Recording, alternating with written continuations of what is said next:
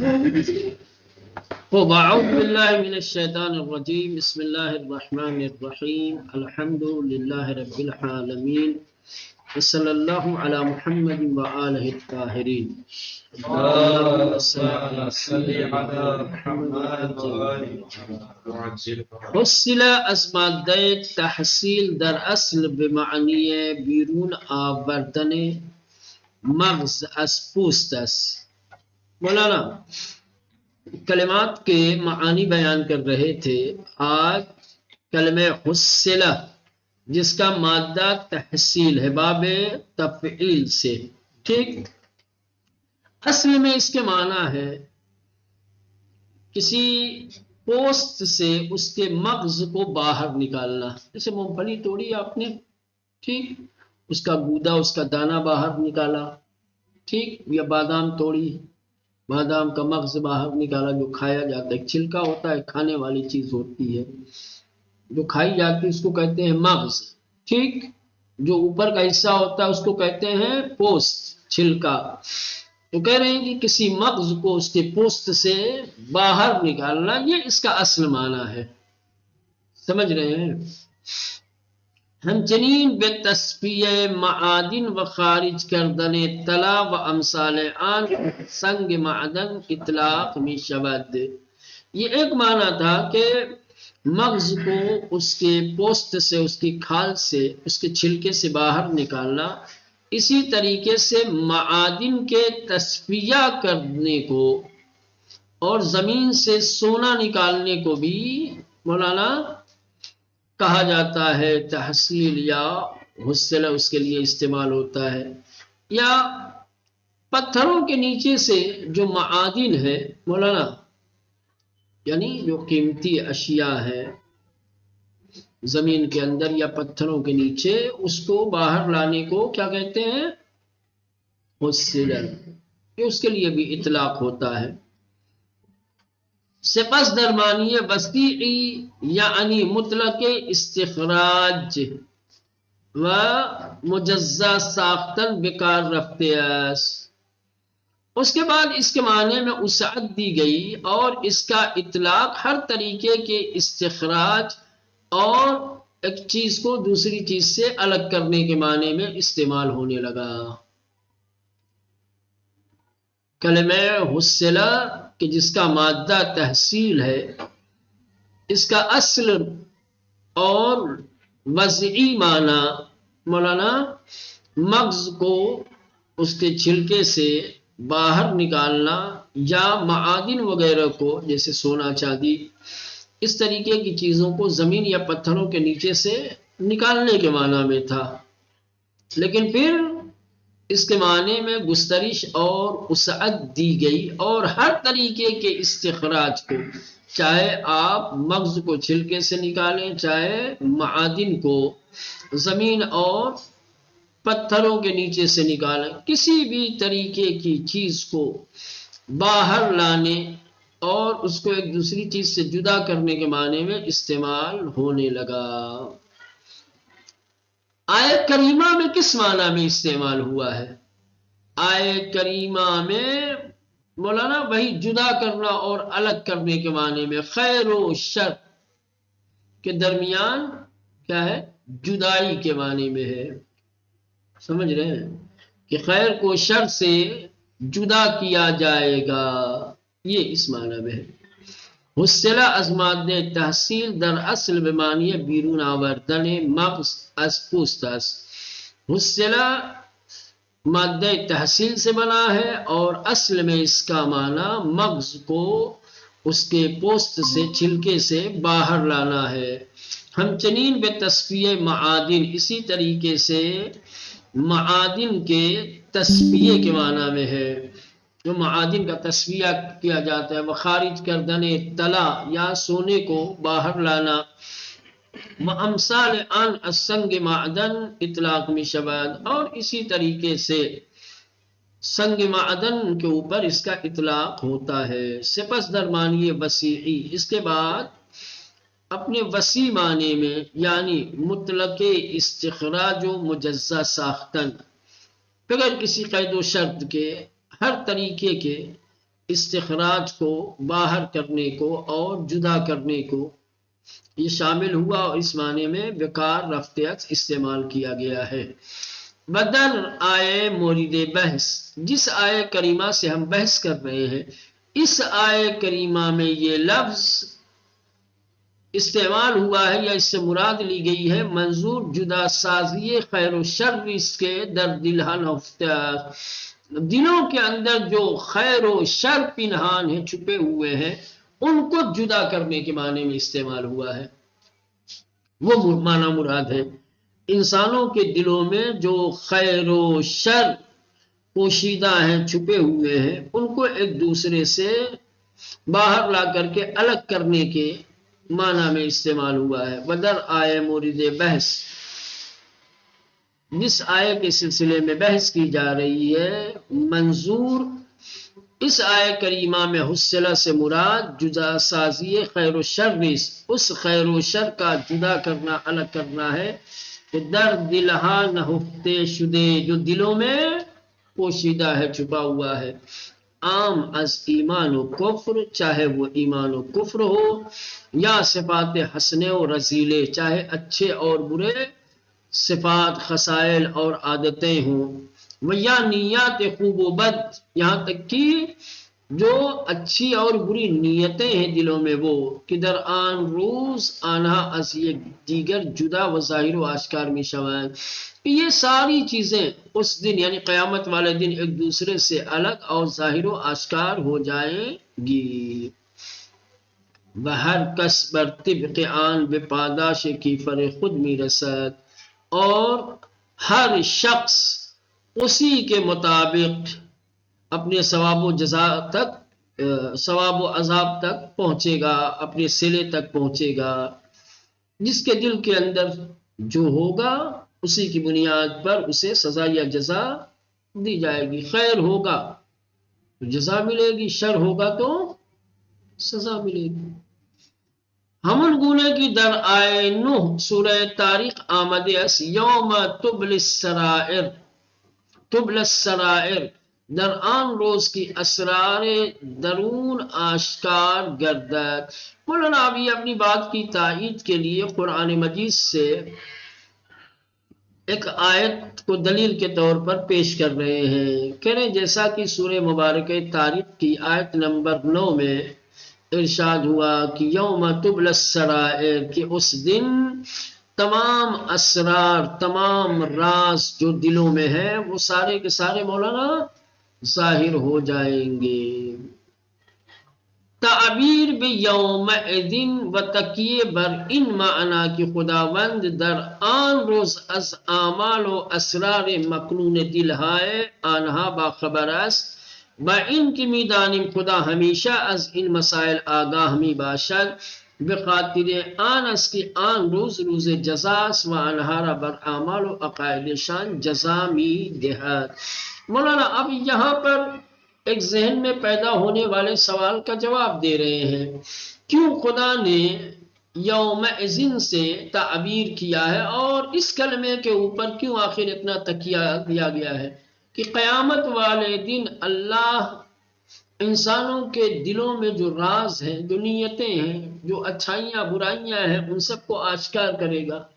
کیا قیامت سے پہلے اللہ ان تمام چیزوں کا علم نہیں رکھتا؟ وہ آگاہ نہیں ہے؟ اگر خدا ہر وقت انسانوں کے اسرار سے، رموز سے، ان کے راز سے، ان کی خفیہ باتوں سے، نیتوں سے آگاہ ہے، باخبر ہے، تو یوم اذن کیوں کہا؟ مولانا اس کی وجہ صرف یہ ہے کہ چونکہ وہ دن جزا کا دن ہے۔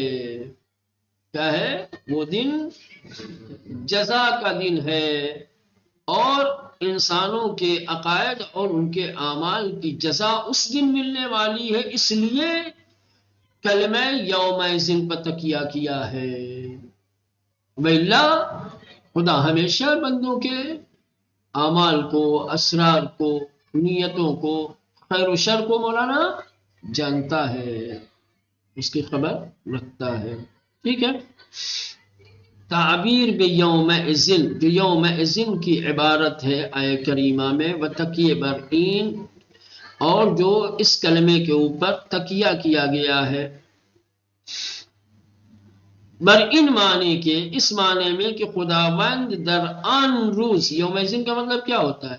یعنی اس دن، یعنی قیامت والے دن، از اعمال و اسرار مقنون دل انہا باخبر است کہ اللہ انسانوں کے اعمال اور ان کے دلوں میں جو اسرار مقنون یعنی پوشیدہ ہے، باخبر ہے۔ یہ کلمہ کی یہی تو معنی ہے کہ قیامت والے دن اللہ انسانوں کے تمام پوشیدہ رازوں اور اعمال کا علم رکھتا ہے، خبر رکھتا ہے۔ تو اس کلمے پہ جو تکیہ کیا ہے، کیوں کیا ہے؟ با ان کے میدانی، باوجود ہے کہ ہم سب جانتے ہیں، ہم سب کو پتا ہے کہ خدا ہمیشہ از ان مسائل آگاہ ہمیں باشد، کہ خدا وند متعال ہمیشہ ان مسائل کی خبر رکھتا ہے، ان مسائل سے آگاہ ہے، ان مسائل کا علم خدا کے پاس ہے۔ تو پھر یوم ازن پر کہ قیامت والے دن مولانا اعمال اور اسرار کی خبر رکھتا ہے، اس کلمے پہ تکیہ کیوں کیا گیا؟ یہ تعبیر کیوں کی گئی؟ اے جواب ہے بخاطر آنس کی، یہ تعبیر اس لیے ہے کہ آن روز، وہ دن کہ جس دن اللہ انسانوں کے دلوں کے راز اور ان کے اعمال کو ظاہر کرے گا، وہ دن روز جزا سے، وہ قیامت والا دن مولانا جزا کا دن ہے، صلے کا دن ہے، بدلے کا دن ہے، وَآنَهَارَ بر اعمال و عقائد شان، اور اللہ اپنے بندوں کو ان کے اعمال اور ان کے عقائد کی جزا جزا دے گا، صرف اس لیے کہ چونکہ قیامت والا دن اعمال اور عقائد کی جزا کا دن ہے، انسانوں کے عقائد اور اعمال کو دیکھ کر اللہ جزا دے گا، اس لیے کلمہ یوم ازن سے تعبیر کیا ہے۔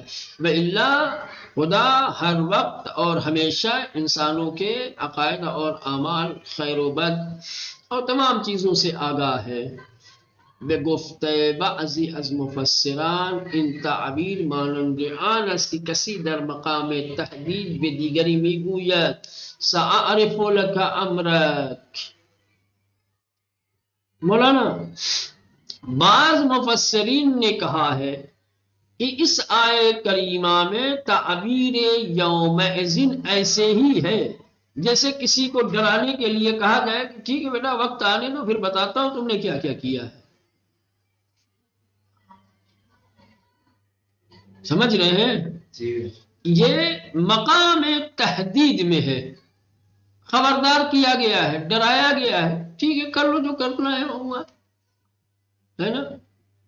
آئے گا ایک دن جس دن تمہارے اعمال کو ظاہر کر دوں گا، تمہارے راز کو اشکار کر دوں گا، یہ بالکل ایسے ہی ہے۔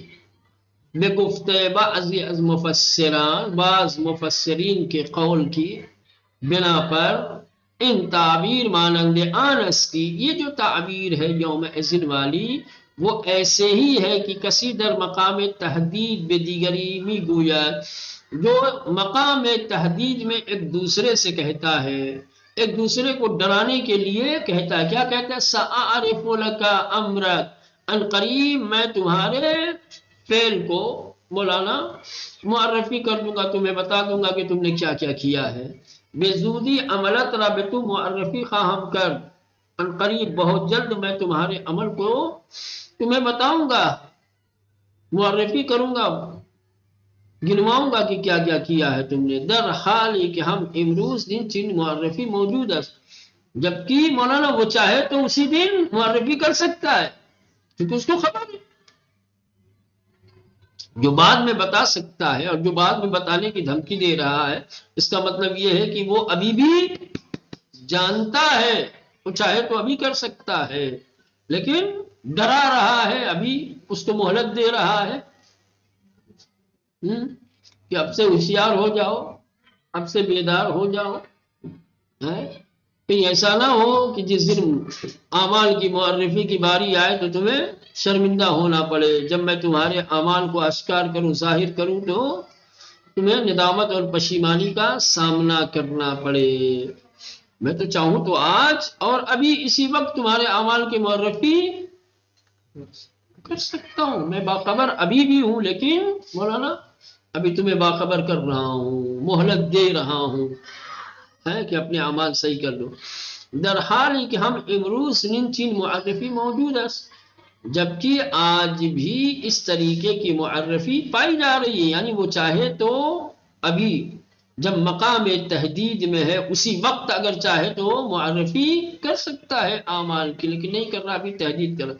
منظور آنس کے نتیجے آن ربتو خواہم داد، مراد یہ ہے کہ میں اس کا نتیجہ تمہیں دوں گا. جو آج تم نے کیا ہے مولانا، اس کا نتیجہ عنقریب تمہیں ملے گا. آری خداوند ہمیشہ بدر ہمیں حال اسرار درون و بیرون بطور کامل آگاز. ہاں، خداوند متعال ہمیشہ اور ہر حال میں ہمارے ظاہر اور باطن، ہمارے باہر کے اور اندر کے تمام اسرار و رموز سے پوری طرح مولانا آگاہ اور باخبر ہے. بلے اثر ان آگاہی در قیامت و بے ہنگام پاداش و کیفر ظاہر تر و آشکار تر می گردد. لیکن اس آگاہی کا قیامت میں اثر مولانا سزا اور جزا کے وقت اور زیادہ واضح، اور زیادہ روشن، اور زیادہ کھل کر کے آئے گا. سمجھ رہے ہیں؟ کیونکہ ابھی یہ وقت جو ہے یہ عمل کا وقت ہے، عمل کے نتیجے کا وقت نہیں ہے. دنیا دار عمل ہے، دار جزا نہیں ہے کہ تمام چیزوں کو آشکار کیا جائے، تمام چیزوں کو بیان کیا جائے. وَإِلَّا ہمارے تمام ظاہر اور باطن سے وہ آگاہ ہے آج بھی. لیکن جب جزا کی باری آئے گی تو پھر معرفی کروائے گا، پھر تمام ظاہر اور باطن کی چیزوں کو ظاہر کرے گا، کیونکہ اسی کی بنا پر اس کو جزا یا سزا دینی ہے. آج تھوڑی دینی ہے جو آج معرفی کرے. میں ان ہوشدار میں ہمیں انسان، ہاں، اور یہ ایک مولانا تحذیر ہے. ہوشدار، ہوشدار کہا جاتا ہے فارسی میں مولانا ہوشیار کرنا، باخبر کرنا. تمام انسانوں کو ہوشیار کیا گیا ہے، تمام انسانوں کو خبردار کر دیا گیا ہے کہ اگر بے راستی بے آن روز بے ایمان داشتے باشن صد نیرومندی درمیان آنان و گناہان ایجاد میں کند. خبردار اس لیے کہا گیا ہے کہ اگر انسان واقعاً اس بات پر یقین، اطمینان اور ایمان رکھے گا تو اپنے اور گناہوں کے درمیان ایک مضبوط باندھ کھڑا کر سکتا ہے، بنا سکتا ہے. ارے باپ رے باپ، یہ سب ظاہر ہونے والا ہے. کہیں ایسا نہ ہو کہ اس دن ندامت، شرمندگی کا سامنا کرنا پڑے. کہیں ایسا نہ ہو کہ اس دن بجائے اجر و ثواب کے غضب الہی اور سزائے پروردگار میں گرفتار ہونا پڑے.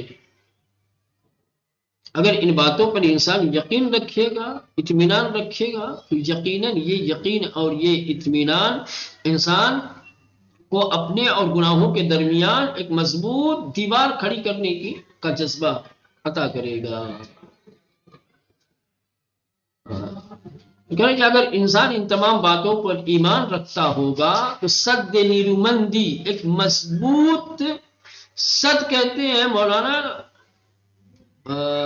جو باندھ باندھا جاتا ہے نا ندیوں کے اوپر، تاکہ ندیوں کا پانی کیا ہے سیلاب کی صورت میں آبادی میں اور گاؤں میں نہ آنے پڑے، ہے نا. سد نیرومندی ایک مضبوط دیوار اور ایک مضبوط باندھ درمیان آنان، ان کے درمیان، و گناہان اور گناہوں کے درمیان. गुनाहों के और लोगों के दरमियान एक मजबूत दीवार ईजाद कर सकता है, बना सकता है। आम अज गुनाह ने आश्कार व पिनहा, चाहे वो गुनाह जाहिर हो चाहे पोशीदा हो, क्योंकि ऐसा तो नहीं है कि जो आश्कार है वही वहां आश्कार होंगे, जो पोशीदा करेंगे वो भी आश्कार होंगे। तो गुनाह चाहे जाहिर हो चाहे बातिन हो, गुनाह चाहे लोगों की निगाहों के सामने हो या लोगों की निगाहों से ओझल और पोशीदा हो करके खलवतों में हो, हर तरीके के गुनाह और अपने दरमियान एक दीवार खड़ी करेगा। वह गुनाहान बीरून दरून व असर तरबियती इन एतिकाद बर कसी पिनहानीस। मौलाना इस एतिकाद का जो तरबियती असर इंसान के ऊपर होने वाला है ये पोशीदा नहीं है, ये अकीदा इंसान की तरबियत करेगा। जो इंसान क़यामत वाले दिन पर और उस दिन आमाल के आश्कार और जाहिर होने पर सज़ा और जज़ा पर जो इंसान एतिकाद और ईमान रखता है, वो इस ईमान और इस एतिकाद की बुनियाद पर अपनी तरबियत करता है, डरता है, खौफ खाता है कि कहीं ऐसा ना हो मौलाना शर्मिंदा होना पड़े, गिरफ्तार होना पड़े। इसलिए हमेशा गुनाहों से परहेज करता है, चाहे वो गुनाह आम हो, खास हो, जाहिर हो, बातिन हो, ये तमाम चीजें हैं। चले अब नुक्ता की बारी है, नुकात इंशाअल्लाह कल पढ़ेंगे।